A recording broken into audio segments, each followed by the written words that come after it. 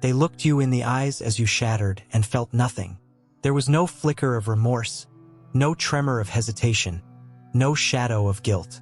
Just a blank, impenetrable stillness, as if your suffering were an abstract idea rather than a bleeding reality.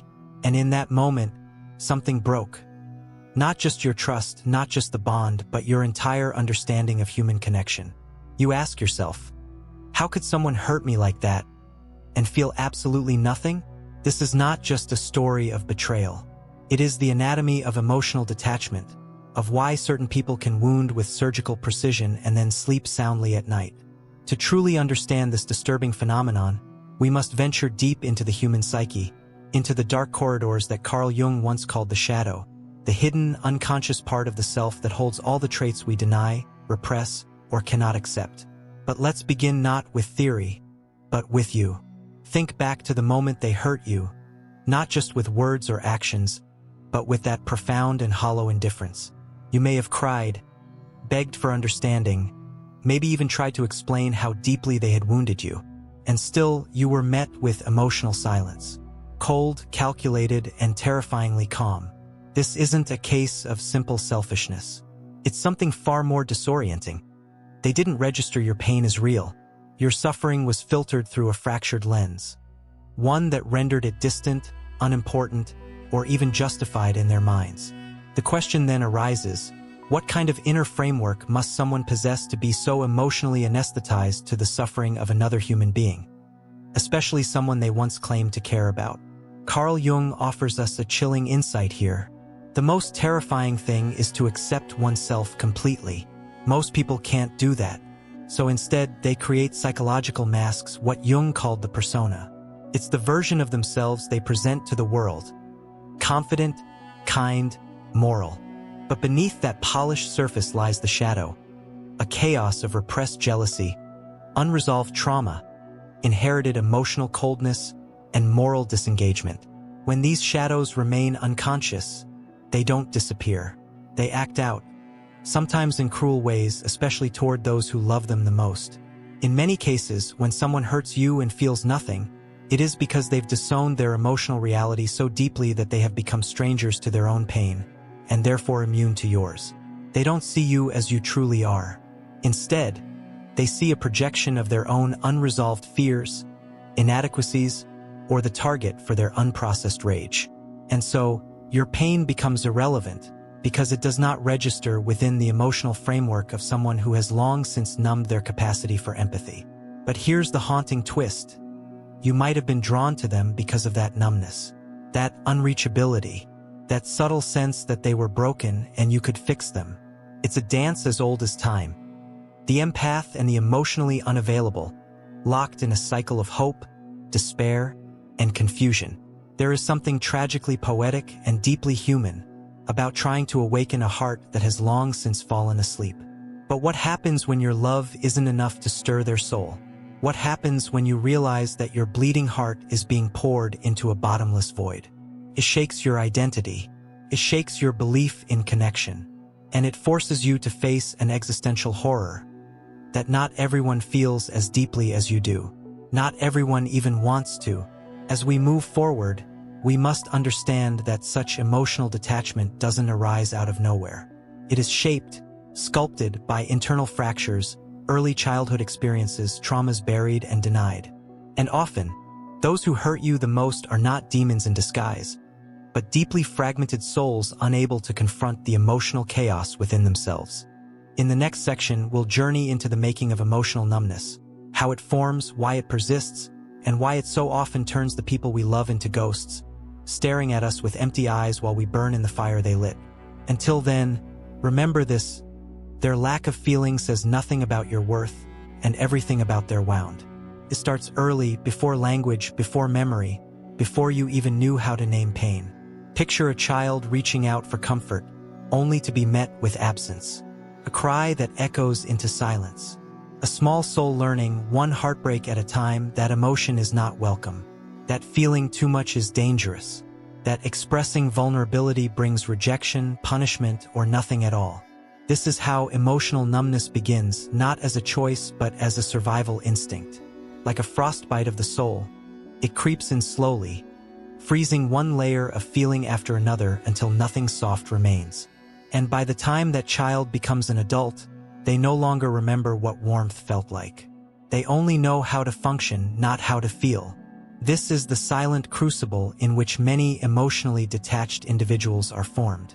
Their lack of feeling is not always rooted in malice, but in an ancient contract with pain. If I stop feeling, I stop hurting. But that survival mechanism, once necessary, becomes a curse. Because when you shut off the pain, you also shut off empathy, intimacy, remorse. And you begin to see others not as living emotional beings, but as objects, tools, threats, distractions, mirrors for your own self-loathing. Arthur Schopenhauer, with his characteristically bleak precision, captured this hollowness when he wrote, "Compassion is the basis of morality. When compassion is absent, the moral compass shatters. Not because the person chooses evil, but because they are navigating life with emotional blindness. They are unable to register your suffering not because they hate you, but because your pain inconveniences their carefully constructed emotional equilibrium. These are people who have built entire identities around control. Control of feeling, control of narrative, control of chaos. Your vulnerability threatens that control. Your sadness, your anger, your needs. They crack open the vault they spent a lifetime sealing shut. And so, their defense is cruelty cloaked in indifference. But here lies the tragic irony. What makes you suffer, their coldness, their inability to connect, is the very thing they believe protects them from suffering. And they cannot see the paradox. They are shielded, yes, but they are also imprisoned. We often misinterpret emotional numbness as strength. The stoic, unreadable face, the calm voice in a storm, the person who doesn't let things get to them. But what we are actually witnessing is an internal war. A person whose emotional wiring was fried so early that they now live in a constant state of disconnection. And disconnection breeds damage, not just to others but to themselves. They can't truly love because love requires surrender. They can't truly grieve because grief demands access to feeling. They can't truly grow because growth asks us to confront what we've buried. When you loved someone like this, you were up against more than just emotional distance. You were up against an entire psychic architecture built to prevent pain. And no matter how much love you gave, it was never going to melt what they refused to thaw. You see, emotional numbness isn't just absence, it's defense. And the more pain a person has buried, the more violently they'll defend their numbness. Not with fists, but with silence, with apathy, with abandonment at precisely the moment you needed them most. And so, when they hurt you and felt nothing, it wasn't always because they wanted to cause pain. It was because pain, for them, has been partitioned, exiled, turned into a ghost they no longer acknowledge. They hurt you because they are still, on some level, haunted by themselves. This doesn't excuse what they did, but it does explain why they walked away unscathed while you lay in ruins. In the next section, we'll dive into projection, one of the most dangerous psychological mechanisms Jung explored. Because often, the person who hurt you wasn't punishing you for who you are, but for the parts of themselves they couldn't bear to see reflected in your eyes. You thought they knew you. You thought they were seeing your heart, your sincerity, your effort. But what if all they ever saw was a distorted reflection? One stained by their own shame, fears, and buried wounds. One of the most terrifying truths Carl Jung unearthed is this: people don't see you as you are. They see you as they are. Projection is the mind's way of exiling its own unwanted traits. Instead of confronting what's broken within, we unconsciously project it outward onto others, onto the world, onto the ones we claim to love. That's why your kindness might have been interpreted as manipulation, your vulnerability mistaken for weakness, your boundaries perceived as rejection. You were never safe from their inner war because you weren't just in their life, you were on their battlefield. Jung warned us, everything that irritates us about others can lead us to an understanding of ourselves. But very few people take that journey inward. Most run from it, because to truly understand oneself is to face things most would rather keep buried. Jealousy, inadequacy, fear of abandonment, rage. So instead, they weaponize those feelings, projecting them onto others, and attacking the reflection they think they see. This is why they lashed out when you tried to get close. Why they sabotaged the very intimacy they claimed to want. Why they accused you of things you never did, things that belonged not to you but to them. They didn't hurt you because of who you are. They hurt you because of what you reflected. You were the mirror, and what they saw in you, your emotional depth, your capacity to love, your strength to feel, illuminated everything they had buried. Instead of being drawn toward that light, they were blinded by it. And their instinct was not gratitude, but aggression. When someone is at war with themselves, peace feels threatening. When someone is ashamed of their emotional emptiness, your empathy makes them feel exposed. When someone has disowned their sensitivity, your presence becomes a threat. Not because you're harmful, but because you awaken the very pain they've spent years trying to silence. And so they punish you. They accuse you of needing too much. They dismiss your feelings as drama. They grow distant when you reach out, cold when you get warm. Not because you are wrong for feeling, but because your feelings make them aware of their own emotional amputation. In your vulnerability, they saw their own emotional cowardice. In your patience, they saw their impulsiveness. In your desire to heal, they saw everything they'd refused to face. The cruelest part? You believed their version of you. You internalized the projection. You started to think, maybe I am too much, maybe I am the problem, maybe I deserve this. But you were never the villain in their story. You were simply the screen onto which their shadows were cast. Jean-Paul Sartre once wrote, "Hell is other people, but perhaps more accurately, hell is the version of ourselves we see reflected in others, especially when we cannot accept it." This is why they hurt you and felt nothing, because what they saw in you wasn't human. It was threat. It was confrontation. It was the ghost of their own unlived life, screaming to be acknowledged. And so, to silence the scream, they silenced you. This projection isn't just tragic. It's dangerous. It leads to emotional erasure, where your truth is rewritten, your identity distorted, and your love turned into a weapon they claim you used against them. In the next section, we'll step even deeper into the twisted logic of moral disengagement. Why those who once loved you can justify their cruelty to themselves and sleep peacefully, all while your soul is still bleeding in the wreckage they left behind. They didn't just hurt you, they justified it. And that might be the most agonizing part. Not the betrayal itself, not the abandonment, but the cold, rational explanations they gave for what they did. How easily they twisted reality. How seamlessly they made you the problem. How their conscience, if it ever stirred, was quickly lulled back to sleep by self-serving logic. This is what psychologists call moral disengagement, the mental process by which people detach from ethical responsibility in order to commit or justify harm.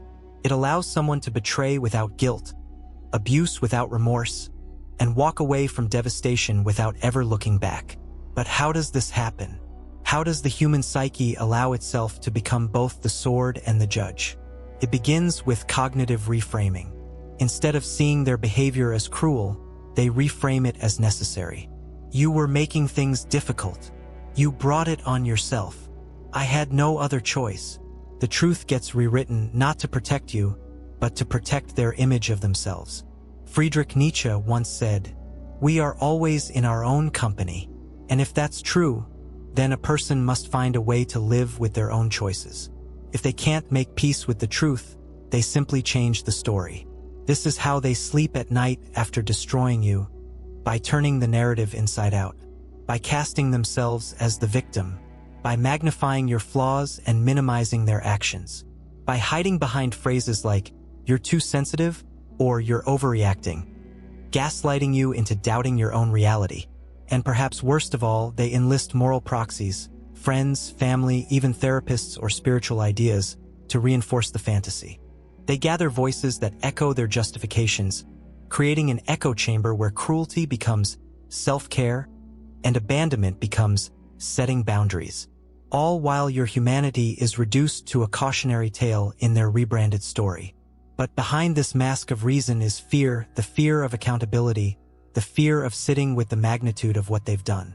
Because to truly feel the pain they caused would be to awaken a part of themselves they've long since buried, their conscience. And for many, that's too dangerous. So they sever that connection. They amputate empathy. They wall off the part of the psyche that would scream, "This was wrong." And in its place, they build a fortress of rationalizations. They didn't mean to hurt you? Maybe. They didn't feel your pain? Likely. But they chose not to examine it. And in doing so, they became architects of cruelty dressed in the garments of innocence. And what about you? You're left in the rubble, replaying every conversation, every detail, trying to understand how someone who once spoke love into your soul could later speak about you as if you never mattered. You spiral. You doubt yourself. You wonder, did I deserve this? Am I really that hard to love? No, you weren't too much. You weren't unstable or selfish or broken.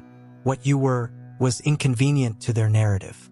And so, they rewrote the script with them as the wounded hero and you as the collateral damage. This rewriting doesn't only betray you, it betrays the very essence of human morality. Because to justify cruelty is to strip the soul of its most sacred function, the ability to feel the pain of another and act with integrity in the face of it. Aldous Huxley once warned, "Facts do not cease to exist because they are ignored." And the fact is, they hurt you, and they chose not to look back. But don't confuse their silence for clarity. Don't mistake their calm for righteousness. What looks like peace on the outside may be psychological rot on the inside. Because no lie, no matter how elegantly constructed, can hide from the soul forever. In the next section, we'll examine the hidden cost of this kind of emotional violence, not just for the one who suffers, but for the one who inflicts it. Because escaping remorse might feel like power, but it always comes with a price. They walked away with dry eyes and an unbothered smile. You stayed behind, shattered and silent, wondering how someone could be so untouched by the ruins they left behind. But here's the paradox no one talks about. Feeling nothing may seem like power, but it is its own kind of prison. To be numb is not to be free. It is to be cut off from the source of all that makes life meaningful: connection, empathy, beauty, grief, growth. When someone hurts you and feels nothing, they're not winning. They're withering silently, from the inside out. You might envy their detachment. You might think, if only I could stop feeling, I wouldn't be in pain. But numbness is not the absence of suffering. It is the denial of it. And what is denied always returns, in stranger, more destructive forms. Viktor Frankl, who endured the unimaginable during his time in concentration camps, once wrote, "When we are no longer able to change a situation, we are challenged to change ourselves." And that's precisely what the emotionally numb refuse to do. They don't change. They disengage. They refuse the invitation to grow, to self-reflect, to confront the inner chaos. They bury the pain instead of facing it. They build walls instead of bridges. And in doing so, they trade healing for a false sense of control. But there's a cost. On the surface, they appear composed, successful, unfazed. But beneath that polished veneer is a slow erosion of the soul. Emotional numbness is a corrosion of the self. It devours joy. It dulls relationships. It hollows out the rich spectrum of human experience until only the extremes remain: rage, boredom, impulse, or isolation. And the longer they maintain this detachment, the more reality begins to deform around them. They struggle to form meaningful bonds. They chase stimulation, affairs, addictions, power, anything to briefly pierce the fog of emotional emptiness. But nothing sustains, nothing roots, because real connection requires vulnerability, and vulnerability is the one thing they've sworn to avoid. The emotionally numb often confuse this internal deadness with strength. They wear their detachment like armor, convinced it protects them. But armor is heavy, and over time it becomes a coffin. They cannot feel your pain, yes, but they also cannot truly feel love. They cannot feel regret, but they also cannot feel redemption. They are protected, but they are also exiled from themselves. And slowly they begin to disappear, first from others, then from themselves. Their relationships become transactional. Their identity becomes performative. They stop recognizing the person in the mirror, not because they've changed, but because they've disappeared into numbness. It's easy to think they got away with it, that they burned you and walked off into a sunset, untouched. But life has a brutal kind of justice, not always immediate but always certain. When you don't feel your own pain, your body will scream it. When you don't listen to your soul, it will decay. Depression, anxiety, rage, emptiness. These are not random afflictions. They are symptoms of a soul silenced for too long. And one day, something will pierce the armor. A death, a betrayal, a silence too loud to ignore. And when that moment comes, all the repressed pain, all the rationalizations, all the numbness they mistook for peace, will rise. And it will not be gentle. Your pain was real, but so is theirs, only they chose not to feel it. And that choice comes with a price no one escapes. In the final section, we'll shift the focus fully back to you, to your healing, to your reclamation of meaning, strength, and emotional dignity.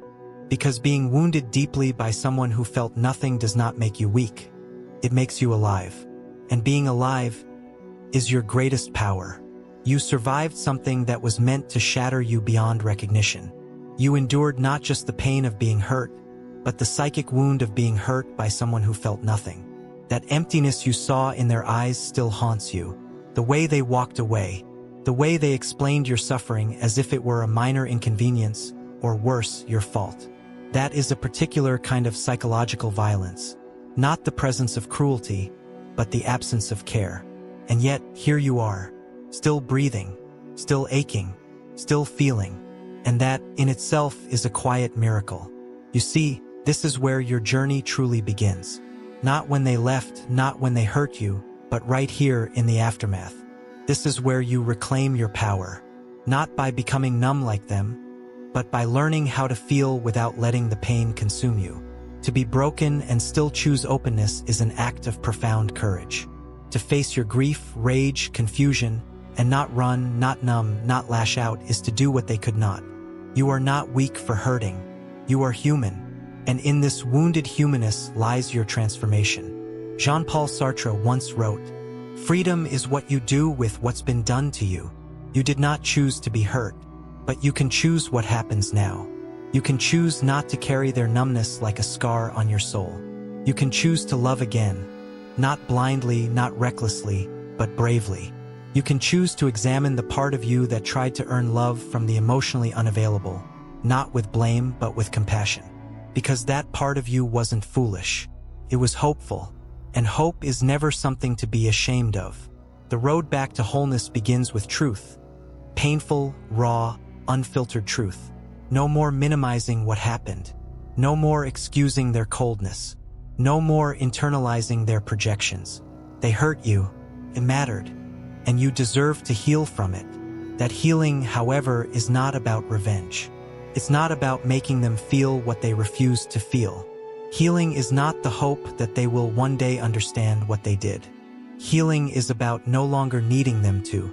It's about pulling the blade from your own chest, even if they're the one who put it there. It's about refusing to become what broke you.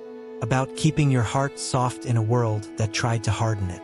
About knowing that your empathy, your depth, your capacity to feel, that was never the problem. In fact, that's your gift. Your ability to feel is what makes you more human, not less. It's what separates you from those who sleepwalk through life behind emotional armor. It's what allows you to love, not just others, but now yourself. This pain was not the end of you. It was the unveiling, the stripping away of illusions, the fire that burned through the fantasy and left you staring at the core of your being. Vulnerable, yes, but real, authentic, awake. And now you rebuild, not by forgetting, but by integrating. Not by closing off, but by discerning wisely. Not by erasing your past, but by writing a new story. One where your voice is not silenced, your needs are not shameful, and your love is not poured into a void. This is the paradox of healing.